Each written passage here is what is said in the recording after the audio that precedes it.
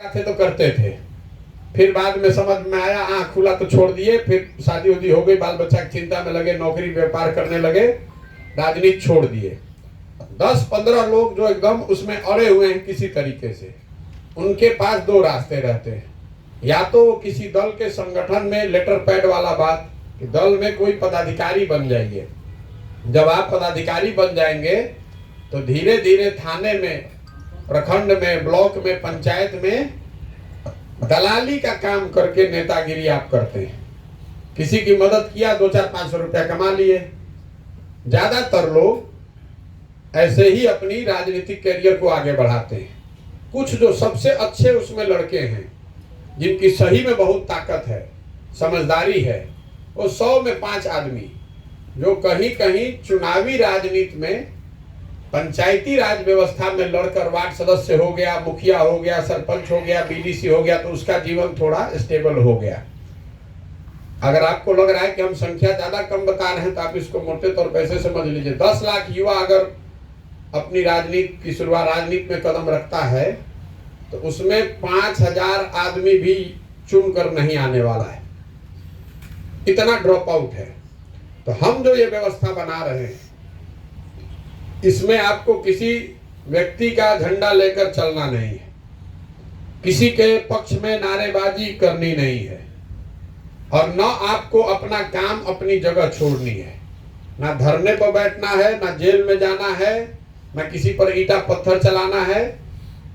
आपको नेता अगर बनना है तो आपके पास क्लब के माध्यम से ये सुविधा है कि आप अपने गांव, अपने पंचायत में अपनी छवि को बेहतर बनाइए, अपनी पहचान बनाइए, और वो करने के लिए किसी नेता और दल के बजाय समाज के लिए कुछ अच्छा कीजिए। क्योंकि नेता आपको ये बात को गांठ बांधकर हमारी तरफ से सीख के तौर पर रख लीजिए, नेता आपको समाज बनाता है, कोई दल आपको नेता नहीं बना सकता है। प्रशांत किशोर आपको नेता नहीं बना सकते हैं। आप पंचायत में सक्रिय युवा हैं, 10-20 लड़कों ने आपको अपना अगुआ माना है, तो प्रशांत किशोर आपको बुलाकर मिल रहे हैं। अगर 200 लड़का वहां पर आपको नेता अगुआ मान लेगा तो कोई दूसरा आदमी बुलाकर मिलेगा। तो एक बात समझिए, कोई भी बड़ा से बड़ा नेता आपको नेता नहीं बना सकता है। जब आप अपनी पहचान, अपने समाज के कुछ अगुआ बन जाते हैं, तो दल वाले या दूसरे नेता देखते हैं कौन सक्रिय युवा है, उसको निकालो, और उसको प्लेटफॉर्म दे देता है कि चलो मेरा झंडा लेके ढो। तो इस बात को ध्यान में रखिए, कभी किसी का झंडा लेकर चलने की जरूरत नहीं है नेता बनने के लिए। नेता आपको आपका समाज बनाएगा। तो जिस गांव में, जिस पंचायत में भी आप राजनीति करते हैं, वहां पर आपकी पहचान अच्छी होनी चाहिए। लोग अगर जानेंगे कि आप सक्रिय आदमी हैं, लोग अगर जानेंगे कि आप दूसरों की मदद करते हैं, या आप में वो क्षमता है कि आप किसी की आवाज बन सकते हैं, किसी की मदद या किसी की आवाज बन सकते हैं, तो अपने आप धीरे धीरे वहां से खड़े हो जाइएगा। तो ये जो पूरी क्लब की परिकल्पना है, वो इसी सोच के इर्द गिर्द बनी है कि आप अपने युवाओं को उनके गांव, उनके पंचायत में नेता बनने की प्रक्रिया में लोकतांत्रिक तरीके से कैसे बढ़ाया जाए। तो आप में से 40 क्लब यहाँ खुले हुए हैं आपके 15 पंचायत में। हर पंचायत में 8 से 10 क्लब ऐसे खुलेंगे आने वाले 2-3 महीनों में। तो अकेले सिवान में 2500 से ज्यादा क्लब होंगे, और ये हर जो लड़का इसको चला रहा है उसके पास अवसर है इसमें आगे बढ़ने का। कैसे, वो मैं आपको बता रहा हूं।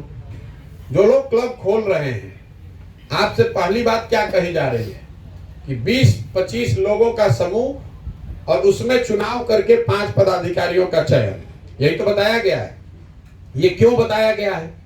अब हमको कैसे पता चलेगा कि आपके पंचायत में कौन, आपकी पहचान क्या है, आपकी क्षमता क्या है?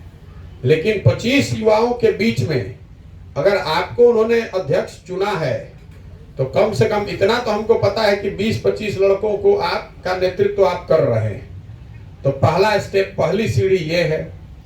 दूसरा, आपको कहा गया होगा कि 100, 150, 200 लोगों को व्हाट्सएप पर जोड़िए। व्हाट्सएप पर क्यों जोड़ा जा रहा है, इसको समझिए। हमको व्हाट्सएप पर जोड़कर मैसेज नहीं ब्रॉडकास्ट कराना है। व्हाट्सएप पर जोड़ने का एक बहुत पीछे साइंटिफिक रीजन है। अगर आप पंचायत में रहते हैं, अपने गांव में रहते हैं, तभी वहां के लोगों का नाम नंबर जोड़ पाइएगा। और बिना लोगों के संपर्क किए हुए अगर नाम जोड़ दिए तो तुरंत ग्रुप से भागेगा। और अगर आपकी छवि पंचायत में खराब व्यक्ति की है तो कोई भी आदमी उस व्हाट्सएप ग्रुप में जुड़ेगा नहीं, जुड़ेगा तो तुरंत भागेगा। तो हम लोग पीछे ये देखते हैं कि आपने कितने लोगों का समूह बनाया व्हाट्सएप पर। इसका मतलब अगर मान लीजिए कि आपने 100 बनाया, किसी ने 200 बनाया, तो स्वाभाविक तौर पर जिसने 200 बनाया उसकी पंचायत में उठने बैठने, सामाजिक राजनीतिक पहुंच, नेटवर्क बड़ी है। अब 200 बनाने को तो कोई एक दिन में बना देगा, लेकिन उसमें जब आप मैसेज भेजिएगा तो जो आदमी को बिना पूछे आप जोड़े होंगे वो भागेगा निकल के उसमें से। लोग परेशान हो जाते हैं कि भाई रोज बना के जोड़ के हटा दिया।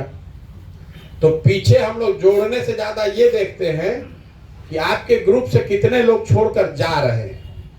अगर आपके ग्रुप से लोग छोड़कर जा रहे हैं तो इसका मतलब दो ही है, या तो आपने बिना पूछे हुए उनका नाम जोड़ा है, आपकी उनसे डायरेक्ट कोई बातचीत नहीं है, या फिर आपकी छवि ऐसे व्यक्ति की है जिसके साथ लोग व्हाट्सएप ग्रुप में नहीं रहना चाहते। तो ये पीछे साइंस है, ये मत समझिए कि हम 100 को व्हाट्सएप ग्रुप ऐसे ही बनवा रहे हैं। और तीसरा, आपको कैरम बोर्ड भेजा गया है, एक संविधान की प्रस्तावना भेजी गई है और एक प्रक्रिया बनाई गई है कि आप खड़े होइए, प्रस्तावना को पढ़िए, क्लब की शुरुआत कीजिए। इसके पीछे क्या सोच है? किसी भी काम को करने के लिए एक ऑफिस होना चाहिए, एक कोई जगह होनी चाहिए। मान लीजिए हम लोग यहाँ टेंट में बैठे हैं तो यहीं पर तो बात हो पाएगी। हम आपको बैडमिंटन भी भेज सकते थे, आगे क्रिकेट का किट भी भेजा जाएगा। तो कैरम बोर्ड क्यों भेजा है? कैरम बोर्ड इसलिए भेजा है कि इसको हवा में तो आप टांग नहीं सकते। कोई जगह होनी चाहिए जिसमें 5, 7, 8, 10 आदमी के बैठने की व्यवस्था हो। संविधान की प्रस्तावना इसलिए पढ़वाते हैं, अलग अलग धर्म, अलग अलग विचारधारा के लोग इसमें जुड़े हुए हैं। तो जैसे ऑफिस हम लोग खोलते हैं तो दिया बत्ती अगरबत्ती जलाते हैं, तो ये ऑफिस खोलने की प्रक्रिया है, आपका क्लब खोलने की प्रक्रिया है, जिसमें ये हम लोग को पीछे से बैठ के पता चल रहा है कि 20-25 लड़कों का आप नेतृत्व करते हैं और 5 लोगों का चुनाव। तो आपको सीख मिलनी चाहिए कि कैसे चुनाव होता है। कोई अध्यक्ष बना, उसके साथ उपाध्यक्ष बना, कोई अध्यक्ष बना, सोशल मीडिया, जो भी 5 पद पर आप चुन कर आए। इसके साथ आपने अपने गांव, अपने पंचायत में 100-150 लोगों को जोड़ा। तो या तो उनसे आप मिले होंगे या आपके साथियों के मदद से अपने फोन, दोस्त मित्र जो भी हो आपको जोड़ा होगा। उसमें कुछ आप मैसेज डालिएगा तो लोग छोड़कर अगर भागेंगे नहीं तो इसका मतलब है कि भाई आपका कम से कम आपको अच्छा नहीं तो खराब तो नहीं ही मानता है सामने वाला आदमी। और तीसरा, आपकी ऑफिस की शुरुआत हो जाए जो संविधान की प्रस्तावना के साथ गांधी जी, बाबा साहब जैसे महानुभावों का पिक्चर और कैरम बोर्ड से एक शुरुआत हो गई। तो जिन लोगों ने भी क्लब खोला है उनको इसका अनुभव होगा, लेकिन आप में से बड़ी संख्या में ऐसे भी लोग हैं जो क्लब अभी खोलने वाले हैं। तो ये जैसे आप अपनी सहमति देंगे तो ये तीनों चारों चीज आपको पीछे से करा दिया जाएगा। अभी आपको ये पीके कनेक्ट ऐप से भी डाउनलोड करा रहे होंगे। क्यों करा रहे हैं? बड़हरिया में हम आए हैं तो आपसे मुलाकात हो रही है, लेकिन सिवान में हम रहेंगे तो मान लीजिए आप फिर भी आ जाइएगा। बगल में छपरा चले जाएंगे तो आप मिल लीजिएगा, लेकिन आगे के जिलों में चले जाएंगे तो आपसे हमारी बातचीत कैसे होगी? व्हाट्सएप पर तो हो नहीं सकती है, लेकिन पीके कनेक्ट ऐप पर हो सकती है। कल ही मैंने एक सेशन किया शाम में, आप में से शायद कुछ लोग उसमें जुड़े होंगे। 5-5.5 हजार लोगों को उसमें जोड़कर उसमें दोनों ओर से बातचीत हो सकती है। आप अपना सवाल भी कर सकते हैं, सुझाव भी दे सकते हैं। आप जैसे जैसे क्लब चलाएंगे आपका अनुभव भी होगा, तो वहां से जो आपको मदद की जरूरत होगी आप पूछ सकते हैं। इसलिए पीके कनेक्ट ऐप पर रहना जरूरी है। तो ये 4 चीज हो गया। क्लब खुल गया, क्लब खुलने से आप नेता नहीं बन गए। ये तो एक जांच परख कर आपके पंचायत में 500 युवाओं में से किसी एक युवा को चुनने का एक लोकतांत्रिक तरीका है। अब आपकी यात्रा यहां से शुरू होगी। पहला लक्ष्य क्या है कि उस गांव में, उस पंचायत में आपकी छवि सबसे लोकप्रिय युवा की बने। तो बनने के लिए जरूरी है कि वहां के युवाओं के बीच में आपकी छवि अच्छी हो। तो युवा को अभी सबसे आसान काम क्या है, कोई भी जो गांव पंचायत में रहता है वो खेल कूद में जरूर लगा हुआ है। कोई दौड़ रहा है, कोई क्रिकेट खेल रहा है, कोई फुटबॉल खेलता है, कोई वॉलीबॉल खेलता है, कोई कबड्डी खेलता है। तो हर क्लब को ये स्वतंत्रता है 4 क्लब 4 टीम बनाने का। आप अपनी स्वतंत्रता से जिले में जब हम भी बैठक करते हैं, आपसे भी पूछेंगे कि वो 4 टीम क्या होनी चाहिए। तो अभी तक का जो अनुभव रहा है कि लोगों ने बताया कि हर पंचायत में 15 लोग, टीम का मतलब 15 लोग, 15 लोग तो भैया कम से कम दौड़ वाले जरूर हैं, जो दौड़ते हैं 1600 मीटर परीक्षाओं की तैयारी के लिए। दूसरा लोग बता रहे हैं कि भैया हर पंचायत में क्रिकेट खेलने वाले लड़के जरूर हैं। तीसरा अभी तक लोगों ने बताया है वॉलीबॉल और कबड्डी, कहीं कहीं लोग फुटबॉल भी बताते हैं। आपको अपने क्लब की एक एक टीम सब बनानी है। अभी तय कर लेंगे कि कौन से 4 ही खेल चुन सकते हैं आप। जो भी टीम आप बना लेंगे उसके खेल कूद की सामग्री आपको जन सुराज की ओर से क्लब पर भेजी जाएगी। मान लीजिए कि आपने 15 लोग का क्रिकेट टीम बना लिया, तो क्रिकेट खेलने का जो साधन है, बैट बॉल विकेट, वो आपको जन सुराज से भेजा जाएगा। तो जो 15 लड़का खेलेगा, 20 लड़का, वो अपने आप आपसे जुड़ गया कि आप ही वो भैया है जिसके माध्यम से वो बेचारा क्रिकेट रोज खेल रहा है। आप इसी तरह वॉलीबॉल होने लगा तो नेट, उसका बॉल वो आप क्लब के माध्यम से उसको दीजिएगा तो वो आपसे जुड़ जाएगा। 4 टीम आप बना सकते हैं, अगले 1-2 महीना में बना लीजिए। तो अगर 4 टीम भी बनाइएगा तो 60-70 लड़के अलग अलग खेल में रुचि रखने वाले क्लब से जुड़ जाएंगे। जो अभी आपका टीम है, इसके अलावा उनके परिवार के लोग भी जान जाएंगे कि आप ही वो आदमी हैं जो ये खेल कूद का नया चीज शुरू किए हैं अपने गांव, अपने पंचायत में। लेकिन खाली टीम बनाइएगा तो उससे बात बनेगी नहीं। इसका दूसरा स्टेप ये है कि आपकी टीम की प्रतियोगिता भी हो। तो साल में आप 4 प्रतियोगिता भी करा सकते हैं। जैसे अभी पश्चिम चंपारण में दौड़ की प्रतियोगिता चल रही है, तो सारे पंचायत के लड़के जो हैं वो दौड़ रहे हैं। आपने 15 लोग दौड़ाए, उसमें 2-3 आदमी जो फर्स्ट सेकंड थर्ड आया उसको कुछ प्रोत्साहन राशि मिला। वो हम लोग बैठ के तय करेंगे जिले के स्तर पर कि भैया दौड़ की प्रतियोगिता के लिए क्या प्रोत्साहन राशि होना चाहिए। ट्रैक सूट होना चाहिए, गंजी होना चाहिए, हाफ पैंट होना चाहिए, जूता होना चाहिए, कुछ 150-200 रुपया का गिफ्ट वाउचर होना चाहिए। जो भी वो व्यवस्था है प्रतियोगिता को करने के लिए, वो व्यवस्था जन सुराज आपको क्लब में प्रोवाइड कराएगा। अगर मान लीजिए कि प्रोत्साहन राशि है कि जो टीम जीतेगी उसको, जो लड़का जीतेगा उसको ट्रैक सूट मिलेगा, तो ट्रैक सूट आपको भेजा जाएगा। आप प्रतियोगिता आयोजित कराइए, ट्रैक सूट दीजिए, अपना वहां नेता बनिए। तो आपको हर साल में 4 पूरी प्रतियोगिता कराने का अवसर है। और ये चूंकि सारे सैकड़ों क्लब यहाँ खुले हुए हैं, तो सारे मान लीजिए कि एक प्रखंड में, बढ़िया प्रखंड में 100 गो क्लब है, तो ये क्लब अपने पंचायत का दौड़ कराएंगे। उसके बाद जो पंचायत से जीत कराएगा वो प्रखंड का कराएगा, प्रखंड वाला जिला का कराएगा।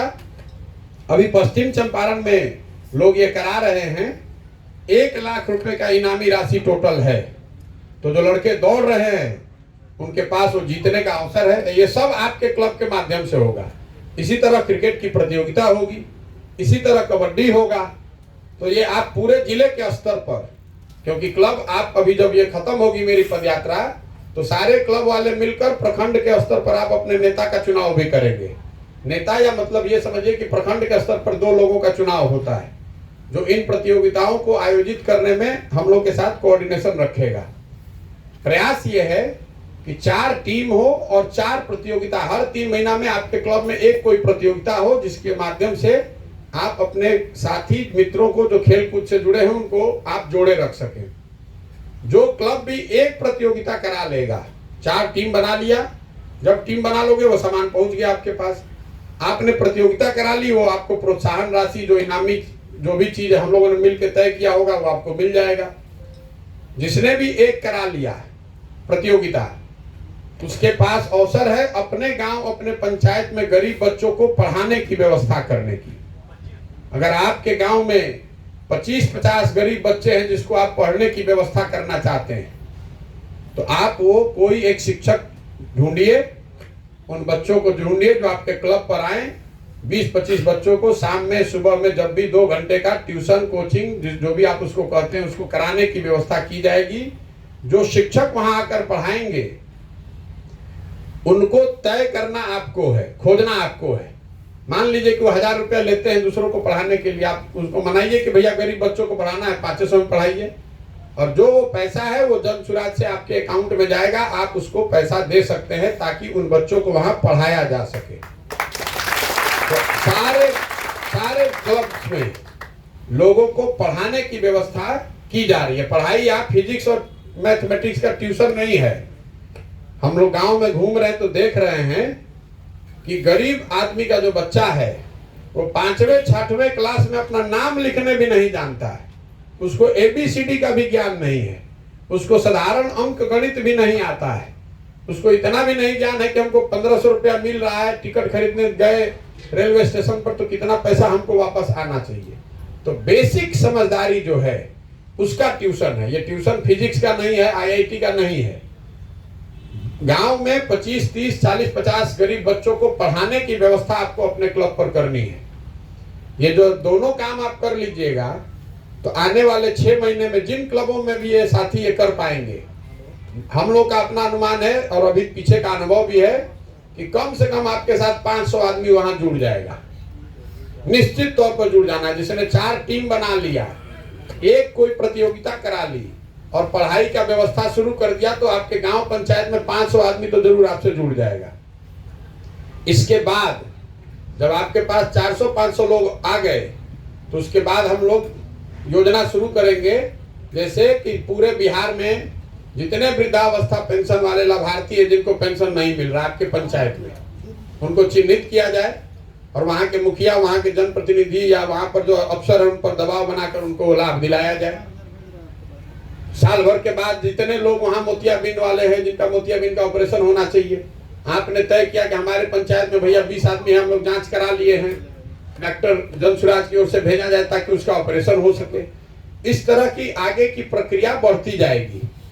मूल में बात यह है कि आप अपनी एक सकारात्मक सोच वाले युवा की छवि बनाइए।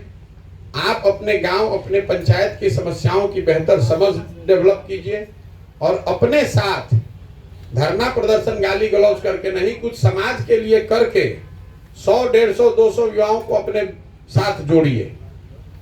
अगर आप इसको करेंगे तो अब मैं मेन मुद्दे पर आ रहा हूं। आप में से सबसे जो क्लब चला रहे हैं लड़के, इनसे लिख कर हम ले रहे हैं कि आप अपने जीवन में बनना क्या चाहते हैं। कोई लिख के देगा कि भैया हमको 3 वर्ष के बाद वार्ड सदस्य लड़ना है, कोई लिख के देगा कि हमको मुखिया बनना है, कोई कहेगा भैया हम समिति बनना चाहते हैं। ये जरूरी है, वो क्लब हो, समाज हो, उसके साथ साथ ये जरूरी है कि आप अपना क्या बनना चाहते हैं ये भी बताइए। अगर आपको डॉक्टर बनना है तो आप अपने शिक्षक को बताते हैं कि भैया सर हमको डॉक्टर बनना है, तो शिक्षक आपको बताएंगे कि ये बायोलॉजी का किताब पढ़ो,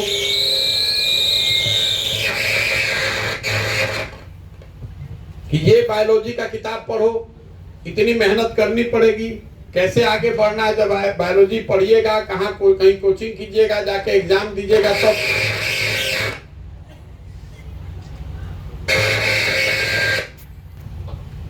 आपको अपना बताना है कि हमको 3 साल में, 5 साल में राजनीतिक तौर पर खुद क्या बनना है। वो कोई छुपाने वाली बात नहीं है जैसे दलों में होता है कि भैया हम तो समाज सेवा के लिए आए हैं, अब पीछे आप सोच रहे हैं कि हमको मुखिया का चुनाव लड़ना है। आपको लिख कर हमको देना है। कल हो के आप ये मत कहिएगा भैया हमको 3 साल हम क्लब में जुड़े रहे, हमारा तो कुछ नहीं हुआ। आपको लिख कर देना है कि अगले 3 से 5 साल में कौन सा चुनाव आप लड़ना चाहते हैं।